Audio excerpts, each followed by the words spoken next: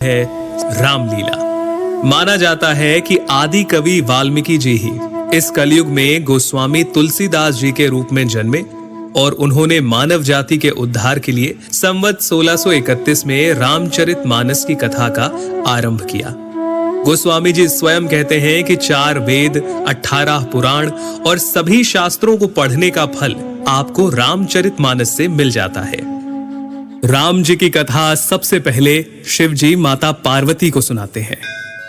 रामचरितमानस के बालकांड में आपको बहुत सारी कथाएं मिल जाएंगी, जैसे सती माता का भ्रम और उनके द्वारा राम जी की परीक्षा, शिव जी द्वारा सती माता का त्यागा जाना, सती माता का दक्ष यज्ञ में जाना और पति के अपमान से दुखी होकर योगाग्नि से देह त्यागना, और फिर पार्वती जी का जन्म और शिव विवाह। परंतु राम जी के अवतार लेने के 2 मुख्य कारण रामचरितमानस में आप जान पाएंगे। पहला, मनु और शत्रुपा का 10,000 वर्षों तक का कठिन तप, जहां वो प्रभु से कहते हैं कि हमें आप जैसा पुत्र प्राप्त हो, जिसके उत्तर में करुणा निधान भगवान कहते हैं, ऐसा ही हो हे राजन, मैं अपना समान कहां जाकर खोजूं?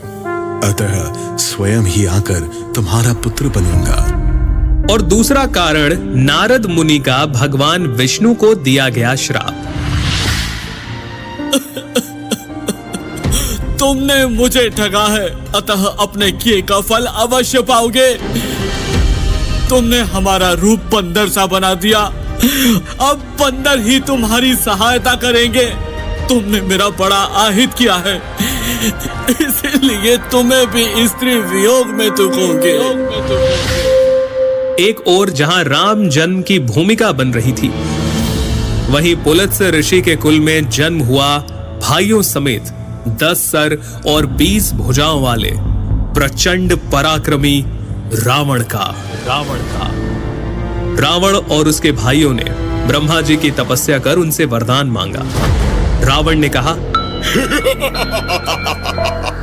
हे जगदीश्वर, वानर और मानव, इन 2 जातियों को छोड़कर हम किसी के मारे ना मरे। और कुंभकर्ण सरस्वती जी के प्रभाव के चलते इंद्रासन के स्थान पर निद्रासन का वर मांग बैठे, और विभीषण ने प्रभु चरणों में निष्काम प्रेम का वरदान मांगा। चलिए आगे बढ़ते हैं और आते हैं राजा दशरथ पर, जिन्हें ग्लानि थी कि उन्हें कोई पुत्र नहीं था।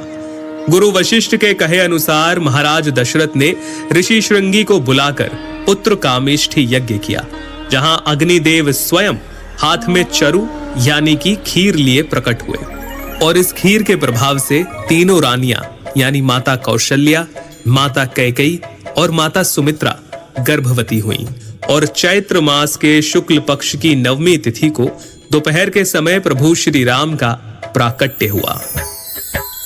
9वीं तिथि मधुमास पुनीता, 9वीं तिथि मधुमास पुनीता, शुक्ल पक्ष अभिजीत हरि प्रीता, मध्य दिवस अति शीत न घामा, पावन काल लोक विश्रामा। राम सिया राम बोलो, राम सिया राम बोलो, राम सिया राम बोलो राम। इसके आगे क्या क्या हुआ, प्रभु ने क्या क्या लीलाएं की, हम आपको जरूर बताएंगे। बालकांड से